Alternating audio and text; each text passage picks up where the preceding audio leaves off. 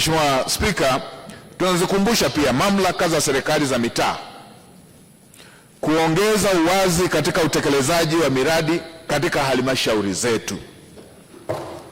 Mapato yote yajulikane kwa waheshimiwa wabunge na waheshimiwa madiwani. Masuala ya mapato na fedha za miradi ya maendeleo isiwe siri.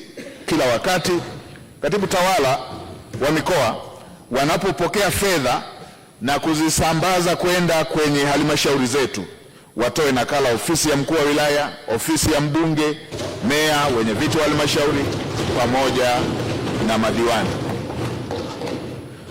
Nimemwelekeza Mheshimiwa Waziri aandike barua kwa maafisa masuhuri wote kuweka uwazi huo. Waheshimiwa wabunge, kila mradi unaotekelezwa mpate nakala, miradi ambayo iko hatua za kutekelezwa, lakini na kila fedha zinapokuja, fedha za miradi, ofisi za wabunge, mamea, wenye viti wa halmashauri, madiwani wapate nakala za fedha ambazo zimeshakuja na aina ya miradi inayokwenda kutekelezwa. Mheshimiwa Spika, katika kuongeza uwazi pia nimeelekeza ratiba za vikao vya baraza la madiwani zizingatie ratiba ya vikao vya bunge.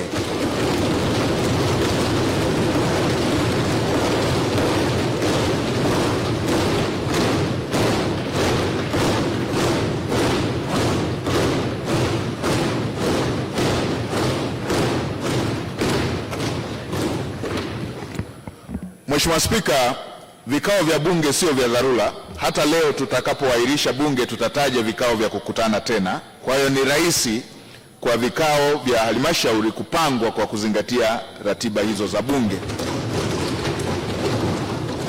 Na Mheshimiwa Spika, kulikuwa na maana wabunge kuwa wajumbe wa vikao vya mabaraza ya madiwani. Tusitumie mazoea ya kuwatoa wabunge kwenye vikao hivyo vya halmashauri. Miradi yote ambayo ipo kwenye hatua za utekelezaji, gharama zake zijulikane na fedha zitakazokwenda kutekeleza miradi hiyo zijulikane. Lengo la kuweka uwazi huu ni kuweza kuwasaidia wabunge pamoja na wawakilishi wengine kuweza kufuatilia utekelezaji wake, thamani ya fedha na hali halisi ya utekelezaji wa miradi, ili waweze kuishauri na kuisimamia serikali vizuri. Ili kuhakikisha utekelezaji wa maelekezo haya, ninaomba waheshimiwa wabunge, mnaporejea majimboni, fuatilieni kwa karibu utekelezaji wa miradi ya maendeleo katika maeneo yenu, na ninaelekeza wekeni hata mawe ya msingi na zindueni miradi katika maeneo ambayo iko tayari.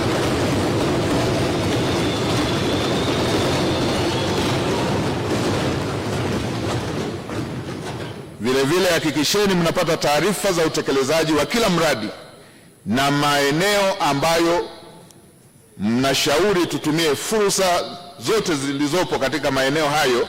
Tumieni fursa za vikao vya halmashauri, tumieni fursa ya vikao vya baraza la ushauri la wilaya yani DCC, tumieni vikao vya baraza la ushauri la mkoa yani RCC, wizara za kisekta na ikibidi hata ofisi ya waziri mkuu kama kuna jambo ambalo mnaona inahitaji ichukuliwe hatua.